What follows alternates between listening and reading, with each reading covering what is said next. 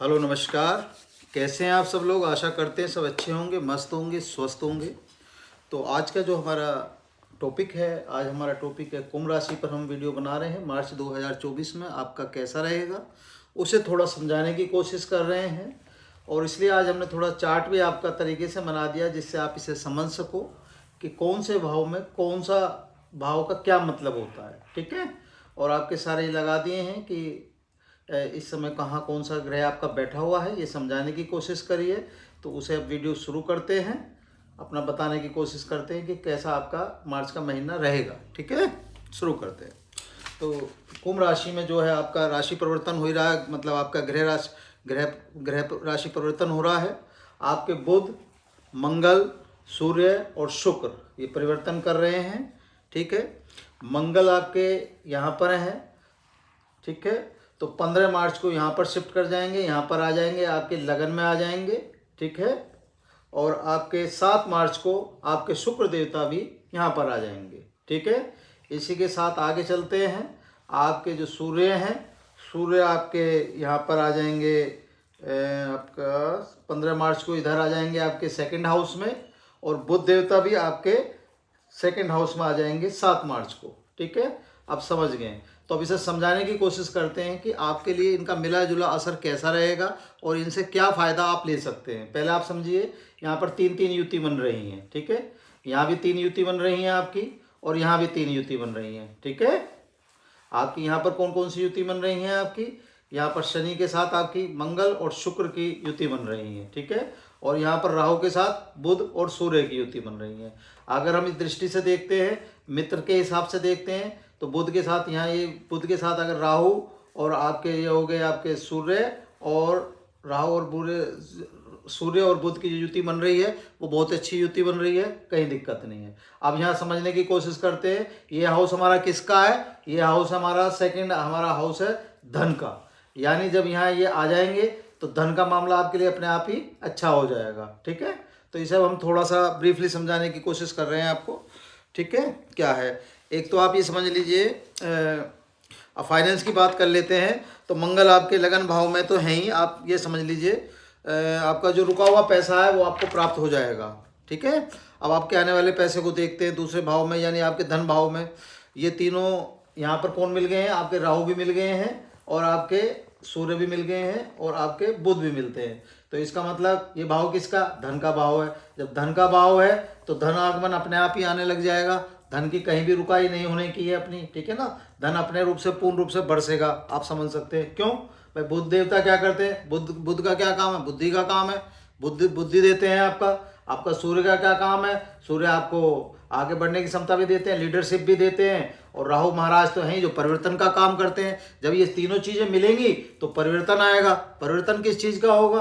कि भैया जो आप काम जो भी योजना बनाएंगे आप तरीके से बनाएंगे तो धन आप अपने आप ही ले लेंगे अपना, और नया धन भी कमा लेंगे। अब इसे देखने की कोशिश करते हैं कि राहु की हमारी दृष्टि कहाँ पर पड़ रही है।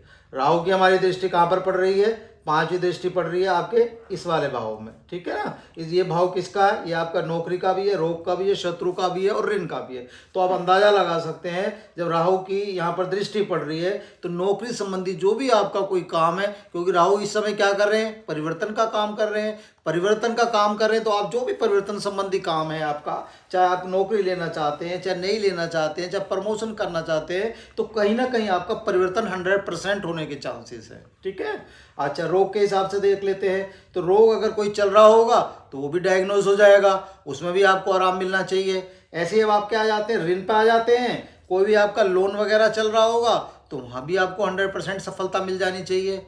ठीक है ना। शत्रु के हिसाब से आ जाते हैं तो शत्रु भी आपको कहीं ना कहीं आप उनका सफाया कर सकते हैं। तो ये जो हमारे हाउसेस होते हैं, ये हाउसेस हमारे, हमने इसलिए आज ये लिखा भी है कि किस हाउस से हमें क्या चीज़ प्राप्त होती है, इससे क्या होता है। इसलिए आपको थोड़ा सा ब्रीफली समझाने की कोशिश करिए। भाई हम बता तो देते हैं यहाँ पर आगे, यहाँ पर आगे, यहाँ पर आगे, लेकिन आप लोग नहीं समझ पाते हैं। क्योंकि हर आदमी को तो ऐसा है नहीं कि भाई राशि एकदम से हमने लिखा और कुंडली समझ में आ गई। भाई कुंडली के लिए तो बहुत सारी चीज़ें होती है ना, एक चीज़ तो होती नहीं है। भाई 12 राशि होती हैं आपकी, 9 ग्रह होते हैं आपके, ये मान लीजिए आप। ठीक है ना। 12 भाव होते हैं आपके और 27 नक्षत्र होते हैं। 1 मिनट का काम तो है नहीं कि समझ लिया और चल दिए। उसके बाद डिग्री होती है, तो वो बहुत सारी लंबी प्रक्रिया है। ठीक है ना। उस प्रक्रिया को हम बाद में बता देंगे किस दिन। अभी क्या है, मेन चीज हम ये समझाने की कोशिश कर रहे हैं कि जो आपका मार्च का महीना है, मार्च के महीने में आप किस चीज से, किस ग्रह से कैसे और कहाँ फायदा ले सकते हैं। ठीक है, चलिए आगे बढ़ते हैं। अब राहु की हम देख लेते हैं आपकी 7वीं दृष्टि। तो 7वीं दृष्टि कहाँ पड़ रही है, इनकी यहाँ पर पड़ रही है। ये घर किसका है, ये आयु का भी घर है आपका, ठीक है ना। ये आयु का घर है आपका, मृत्यु का भी घर है। और मतलब यहाँ वैसे तो नकारात्मक प्रभाव रहते हैं, लेकिन राहु का है तो कहीं ना हो सकता है कि आपके लिए सकारात्मक प्रभाव आ जाए। ठीक है ना, कुछ चीजें ऐसी होती हैं जहाँ आपके लिए सकारात्मक प्रभाव आ जाएगा। ठीक है, अब आते हैं आपकी राहु की 9वीं दृष्टि को देख लेते हैं। 9वीं दृष्टि कहाँ पड़ रही है, आपके कर्म भाव पर पड़ रही है। इसका मतलब आप मेहनत करोगे, कर्म करोगे, तो आप अपना फाइनेंस के हिसाब से जब आप ये सारी चीजें हमारी मिलेंगी तो हमें 100% कहीं ना कहीं ये हमें लगेगा कि राहु हमें फायदा दे रहे हैं। ठीक है ना, राहु से हमें फायदा होगा और ये महीना हमारा 100% हमें उम्मीद है कि हमारे फाइनेंस के हिसाब से सही निकल जाना चाहिए। फाइनेंस के हिसाब से सही निकल गया आपका, जब हमारा हेल्थ आ गई तो हेल्थ के हिसाब से भी ठीक निकलना चाहिए, क्योंकि जहाँ उनकी दृष्टि पड़ रही है ये हेल्थ का पोर्शन भी है अपने आप में। तो ये परिवर्तन करेंगे, कोई चीज़ बीमारी तो वो डायग्नोज हो जानी चाहिए। इस समय डायग्नोज हो जाएगी तो हो सकता है उसका आपको फायदा हो जाए। अब ऐसे ही हम गुरु पे आ जाते हैं आपका, क्योंकि यहाँ आप आपके गुरु भी बैठे हैं। ठीक है ना, नहीं सॉरी, यहाँ राहु का आपका हो गया। अब चलते हैं गुरु के उस पर चल देते हैं। तो अब गुरु का हिसाब देख लेते हैं। तो गुरु की जहाँ दृष्टि है, गुरु की भी सेम दृष्टि होती है। गुरु की भी 5वीं दृष्टि होती है, 7वीं दृष्टि होती है और 9वीं दृष्टि होती है। तो अब अगर हम यहाँ से देखते हैं अपना 1 2 3 4 5 कहाँ पर पड़ गई, आपके इस वाले कॉलम पे पड़ गई। ये कॉलम किसका है, ये पति पत्नी दोनों का कॉलम होता है, विवाह संबंधी कॉलम होता है। तो इसका मतलब गृहस्थी में कहीं ना कहीं आराम मिलना चाहिए, आपकी ठीक होनी चाहिए। क्योंकि जब गुरु की दृष्टि पड़ रही है तो गुरु ऐसा तो है नहीं आपका काम खराब करेंगे, गुरु तो आपके लिए अच्छा ही करेंगे। गुरु तो भाई सबके लिए अच्छा करते हैं। तो यहाँ आपके लिए जो विवाह दंपत्ति हैं जितने भी हैं उनके लिए बहुत अच्छा होगा, आपस में बहुत अच्छा मैत्री रहेगी और ठीक रहेगा, रिलेशनशिप अच्छी रहेंगी। और जो भी जो नए लोग हैं उनके लिए भी रिलेशनशिप अच्छी रहनी चाहिए। अब इनकी अगली दृष्टि को देख लेते हैं। आपकी अगली दृष्टि कहाँ पर पड़नी चाहिए इनकी, 7वीं। तो ये 5वीं यहाँ पर पड़ी है, तो 6ठी 7वीं यहाँ पर भाग्य को पड़ गई है। अगर भाग्य में आ गई तो भाग्य आप अंदाजा लगाते हैं। गुरु अगर आपके भाग्य में बैठेंगे, भाग्य से हो जाएंगे तो अपने आप में क्या करेंगे, क्या काम कर सकते हैं भाई। जब आपका भाग्य सही होगा तो आपको सारी चीज़ें मिलेंगी, सारी लग्जरीज मिलता चला जाएगा, क्योंकि गुरु का आपके प्रति साथ होगा। और यहाँ आपके अंदर यहाँ थोड़ा सा भाव भी आ जाएगा। गुरु का जब यहाँ भाव आता है तो यहाँ अपने आप में गुरु अलग ही रूप से काम करते हैं। ठीक है, अब उनकी अगली दृष्टि को देख लेते हैं। अगली दृष्टि उनकी कहाँ पर पड़ेगी, अगर आपकी ये की पड़ेगी 7वीं तो 8वीं 9वीं कहाँ पर पड़ेगी, आपके लक्ष्मी पर। यहाँ क्या है, ये कौन सा भाव है, 9वां हाउस है, ये आपका लक्ष्मी हाउस वाला हो गया आपका यहाँ पर। यानी आपका ये आप मान लीजिए जितने भी यहाँ पर आपका पैसा संबंधी जो भी है ये भाव यहाँ है, तो यहाँ जब पड़ेगी दृष्टि तो आप अंदाजा लगा सकते हैं जो आपका पैसा कहीं रुका हुआ है, जो भी पैसा नया है, फाइनेंस के स्रोत जितने भी हैं आपके इस समय मार्च के उसमें अगर आप कोई प्लानिंग कर रहे हैं तो 100% उसका आप फायदा ले सकते हैं।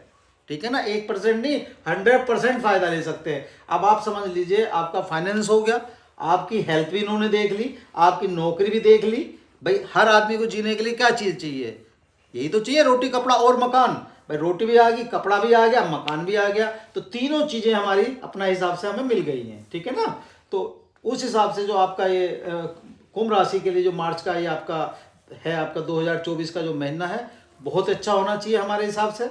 बाकी अगर आप इन सारे ग्रह हमने लिख दिए हैं, इन्हें आप उतार लें, इनका मतलब समझने की कोशिश करें और अपने आप भी थोड़ा सा ये इसलिए लगाते हैं हम जिससे आप अपनी कुंडली स्वयं देख सकें। हर आदमी के पास अपनी कुंडली होती है, तो उससे क्या होता है, उसे पता नहीं होता भाई कौन सी चीज़ कहाँ बैठ रही है। अभी जैसे हमारे अभी एक किसी का बेचारों का वो भी आया था, क्या कहते हैं आपका, किसी का क्वेश्चन भी पूछा था, तो इसलिए भी हम उन्हें भी बताना चाह रहे हैं इस समय, वो भी समझ सकते हैं अपना कि भैया एक सेकंड में नाम बताता हूँ क्या था उनका, कहाँ से क्वेश्चन आया था। हाँ जी, मधुकर जी आपको भी हो सकता है आपकी बात का उत्तर मेरे विचार से मिल जाना चाहिए। मैंने कहा भी था कि भाई हम अगली वीडियो में आपको बता देंगे, ठीक है ना, थोड़ा सा, तो इसलिए हमने पूरा ये चार्ट बना दिया है।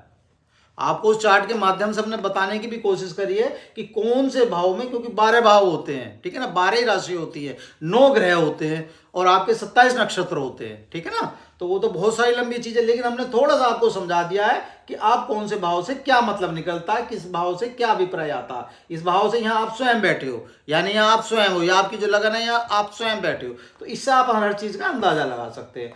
तो ओवरऑल आपका चार्ट बहुत अच्छा है इस समय जो दिखाई दे रहा है। कुंभ राशि के लिए मार्च का महीना बहुत अच्छा और शुभदायक फल मिलने चाहिए आपको, जो हमें दिखाई दे रहा है। ठीक है ना। तो बस आज की वीडियो को हम यहीं समाप्त करते हैं, अपनी वाणी को विराम देते हैं। वीडियो अच्छी लगे तो प्लीज़ लाइक करें। देखिए दूसरी चीज़, हम कोई भी चीज़ आपको वहम में नहीं डालने की कोशिश करते, ना हम डराने की कोशिश करते। हम आपको वो चीज़ें बताने की कोशिश करते हैं जिससे आपका मनोबल बढ़े। हम आपका मनोबल तोड़ने का काम नहीं करते हैं। मनोबल तोड़ना बड़ा आसान है कि हम कह देंगे ऐसा होने वाला, ऐसा होने वाला। जब आप पॉजिटिव रहेंगे तो सारी चीज़ अच्छी रहेंगी। बस यही हमारा कहना है। और अपना उपाय के तौर पर फिर पुनः आपसे प्रार्थना करते हैं, हनुमान चालीसा का पाठ जरूर करें, सूर्य भगवान को अर्घ जरूर दें। ठीक है ना।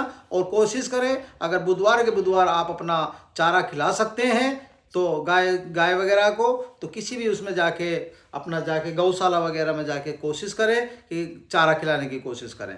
बस इतना ही आप कर लीजिए। देखिए आपको अपने आप ही इसका क्या फ़ायदा मिलेगा और इससे क्या वो मिलेगा। आप खुद कहेंगे कि हाँ गुरुजी ने क्या बताया था। ठीक है। बस आज की वीडियो को ही विराम देते हैं। धन्यवाद।